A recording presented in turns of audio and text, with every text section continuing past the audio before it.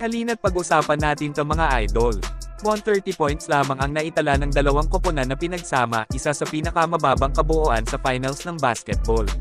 Si Justin Brownlee ay muling naging top scorer ng Gilas matapos masungkit ng Pilipinas ang kanilang unang Asian Games Men's Basketball Gold Medal mula noong 1962.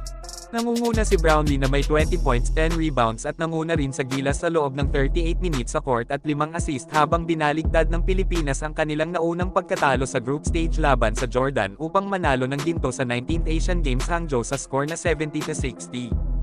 Nakamit din ng Gilas ang tagumpay, matapos mabigang makamit noong 1998 at makuha lamang ang bronze. Para kay Brownlee, tinapos nito ang isang tournament kung saan siya ang bida para sa Pilipinas sa halos bawat laro. Kung saan sa first quarter ay nagsimula kasing makalamang ang Gilas matapos malimitahan ang Jordan at magtala lamang ng 21 attempt at 3 lamang ang pumasok mula sa kanilang 3 points range. Ngunit pagpasok ng second quarter ay dito na nakahabol ang Jordan na pumasok naman ang kanilang 4 na threes mula sa 3-point line with 9 attempt. Nalamamang pa sa Gilas bago mag-halftime ngunit nagawa pa ni Brownlee itabla ang score sa All-31 para sa end quarter. Sa Hangzhou Sports Center ay sinubukan pang suportahan ng crowd ang Jordanians ng mga local crowd kung saan tuwing nasa free throw line ang Gilas ay maririnig na.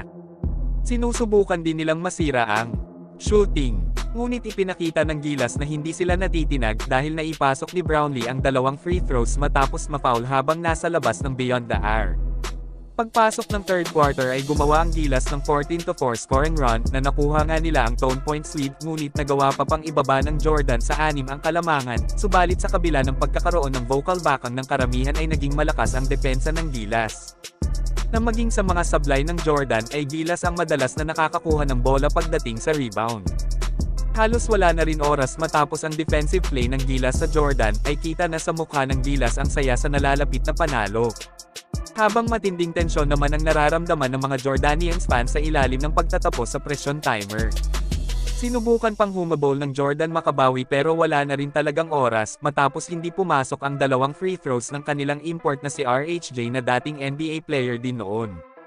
At panalo ang Gilas sa score na 70-60, kung saan naging historical din para sa Pilipinas matapos ang 61 years at muling makabalik sa Finals Asian Games at manalo ng gintong medalya.